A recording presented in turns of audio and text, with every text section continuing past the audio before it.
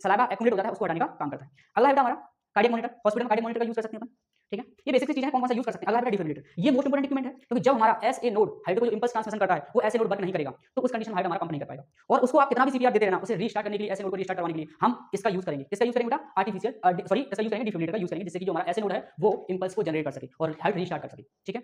इसके अलावा ये हमारी प्रेस कार्ड ट्रॉली होती है जो हम कार्डियक अरेस्ट में यूज करते हैं मोस्टली, ठीक है। अगला बेटा सीपीआर के स्टेप, क्या है बेटा हमारे सीपीआर के स्टेप। तो क्या है सीपीआर के स्टेप में सबसे पहले क्या देखते हैं अपन? सबसे पहले हम सर्कुलेशन। हेलो, कैसे हो आप सभी। मैं आकाश आज फिर आप सभी का स्वागत करता हूं मेरे channel brilliant nursing career institute में। आज हम बात करने वाले हैं सीपीआर। किसकी बात करने वाले हैं बेटा? सीपीआर की। तो जब भी हम सीपीआर की बात करते हैं तो सीपीआर क्या होता है वो आज हम देखेंगे, ठीक है। और ये सीपीआर बहुत ही इंपॉर्टेंट टॉपिक है, तो इसीलिए आप क्लास को शेयर करना मेरी, ठीक है। सीपीआर होता क्या है बेसिकली हम आज डिस्कस करेंगे कि सीपीआर क्या होता है, ठीक है। तो सीपीआर देखते हैं बेटा कि सीपीआर, ये देखो, ये जैसे कि आपको दिखाई दे रहा होगा, ये हल्का सा मोटू सा इस चिड़िया को सीपीआर दे रहा है। सीपीआर का बेसिक मीन्स देखेंगे कि सीपीआर होता क्या है, और दूसरी बात ये देखेंगे सीपीआर कब देते हैं, ठीक है। तो पहला अपन देखेंगे बेटा सीपीआर। तो सीपीआर से पहले एक अपन मोटिवेशन थॉट देखते हैं, वो क्या बोल रहा है कि अपन हालात जो भी हों हम रुकेंगे नहीं, हालात जो भी हों हम रुकेंगे नहीं, गिर कर उठ जाएंगे पर झुकेंगे नहीं। क्या बोल रहा है? गिर कर झुक जाते। अपन इसकी सीपीआर की डेफिनेशन पहले सीपीआर देखेंगे, ठीक है। सीपीआर होता क्या है उसकी डेफिनेशन देखते हैं, ठीक है। तो सीपीआर क्या है बेटा? बेसिकली हम सीपीआर तब देते हैं जब किसी पेशेंट को, जब हम कार्डियक अरेस्ट आ जाता है या रेस्पिरेटरी अटैक आ जाता है। तो कार्डियक अरेस्ट क्या होता है? कार्डियक अरेस्ट वो होता है जैसे मान लो सपोज दैट कोई बंदा है, उसका हार्ट सडन बीट करना बंद कर दे, कोई भी कारण बस सडन बीट करना क्या बंद कर दे, ऐसे नोड है उसका इंपल्स देना बंद कर दे। उस कंडीशन में वो हार्ट हमारा ब्लड को पंप नहीं कर पाएगा, उस कंडीशन हम क्या देते हैं बेटा? सीपीआर देते हैं।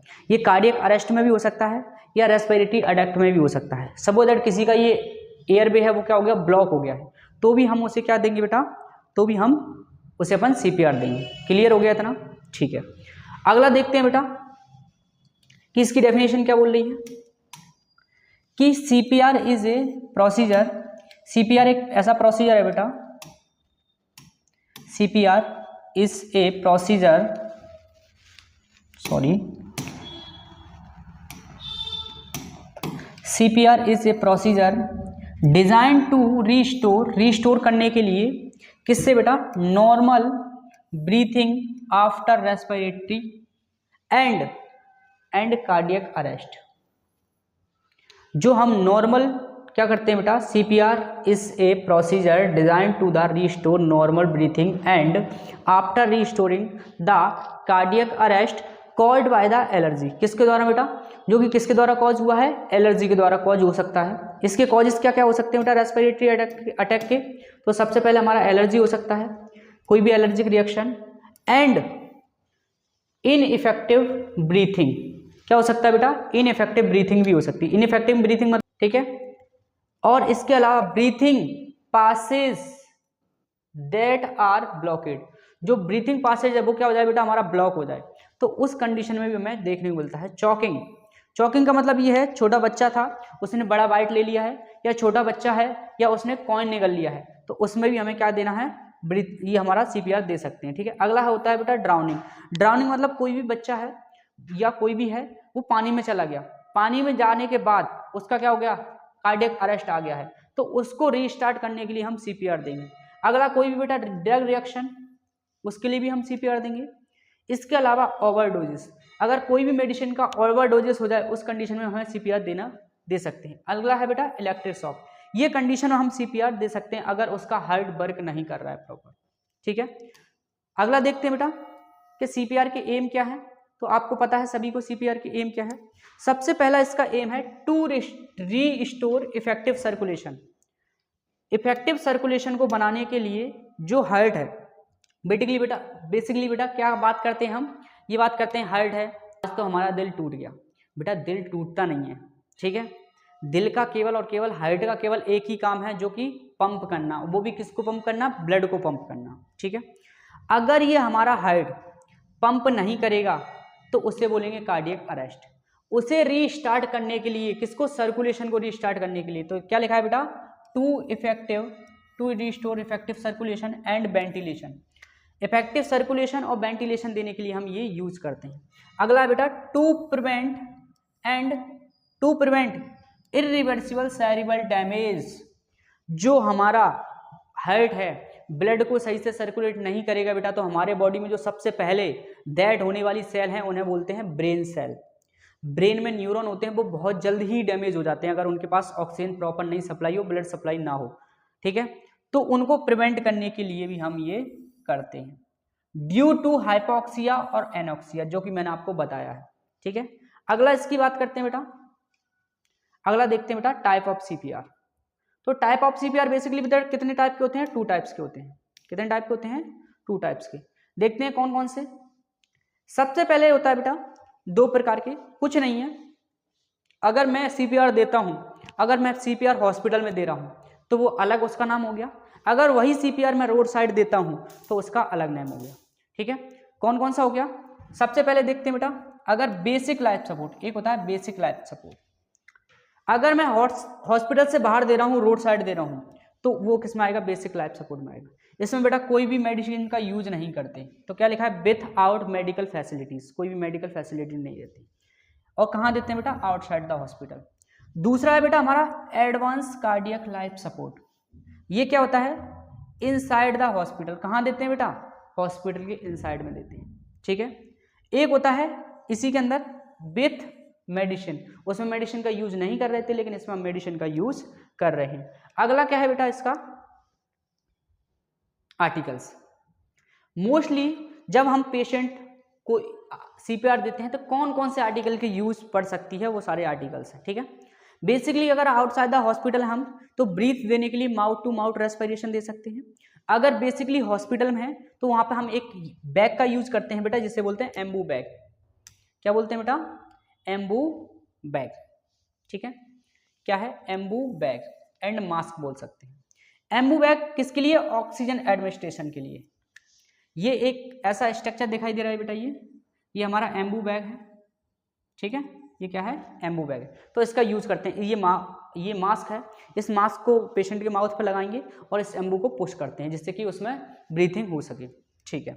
अगला बेटा हम इसमें क्या यूज कर सकते हैं, articles endotracheal tube. Suppose that उस पेशेंट को क्या हो गया, एयरवे हो गया, उसका ब्लॉक हो गया है, तो उसको ओपन करने के लिए, या नैरो हो गया है तो उसको वाइड करने के लिए हम क्या डालेंगे, एंडोट्रैकियल ट्यूब डालेंगे। क्या डालेंगे, एंडोट्रैकियल ट्यूब। तो एंडोट्रैकियल ट्यूब का यूज कर सकते हैं अपन। अगला है बेटा इसमें आर्टिकल्स लैरिंगोस्कोप। अब ये एंडोट्रैकियल ट्यूब डालेंगे ना बेटा, तो उसके लिए एक हम स्कोप यूज करते हैं जिसका नाम है लैरिंगोस्कोप। क्या यूज करते हैं, लैरिंगोस्कोप। ये क्या हेल्प करता है, ये लैरिंगोस्कोप हमारे लैरिंग्स को खोलने का काम करता है। ये हमारे ट्रैकिया, जैसे कि ट्रैकिया विजुअल हो जाए, दिखने लगे, और उसमें इजीली तरीके से हम एंडोट्रैकियल ट्यूब डाल सकें। अगर किसी को ये हमारा अपर रेस्पिरेटरी ट्रैक्ट में कोई भी ऑब्स्ट्रक्शन आ गया है और वो ऑब्स्ट्रक्शन हटने का नाम नहीं ले रहा है, तो उस कंडीशन में बेटा इसके लिए दूसरा प्रोसीजर करते हैं जिसका नाम है ट्रैकेस्टोमी। क्या यूज करते हैं, ट्रैकेस्टोमी। क्या यूज करते हैं बेटा, ट्रैकेस्टोमी। तो ट्रैकेस्टोमी हम क्या देखते हैं कि ट्रैकेस्टोमी में हम डायरेक्ट यहाँ पे ट्रैकिया को कट करेंगे और उसमें एक ट्यूब डाल देंगे, जिसे बोलते हैं बेटा ट्रैकेस्टोमी ट्यूब, ठीक है। अगला कौन कौन से इंस्ट्रूमेंट यूज कर सकते हैं बेटा, सक्शन।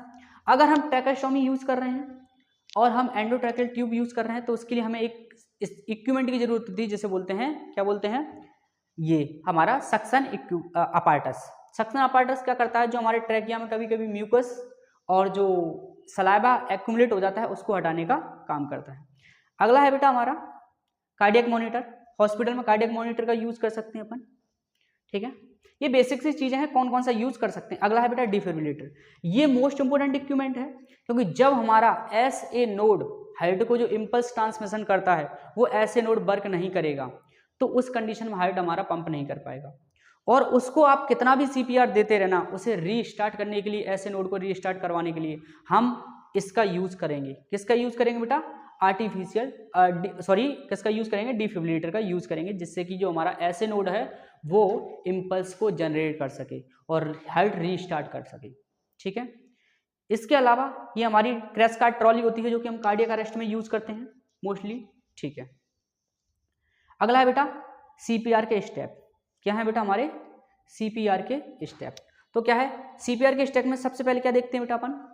सबसे पहले हम सर्कुलेशन, इसके लिए एक टेक्निक फॉलो करते हैं जो कि आपको पता है, ठीक है। कौन सी है बेटा? नहीं पता है तो देखेंगे अपन। CABD।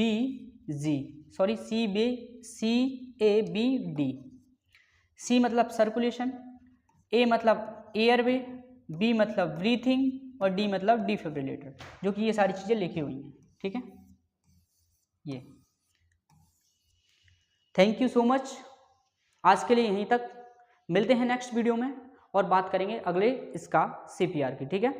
नेक्स्ट वीडियो में मिलेंगे बेटा। एक वीडियो बहुत ज़्यादा लंबी हो सकती है, इसीलिए मैं एक वीडियो में सारी चीज़ें कवर नहीं कर रहा हूँ। ये जनरल सी चीज़ें थी, लेकिन मोस्ट चीज़ें हैं वो नेक्स्ट वीडियो में मिलने वाली हैं आपको। मेरे चैनल को सब्सक्राइब कीजिए, जितना हो सकता है उतना शेयर कीजिए, जिससे कि आपको नए नए के टॉपिक के बारे में जानने को मिलेगा। Thank you so much.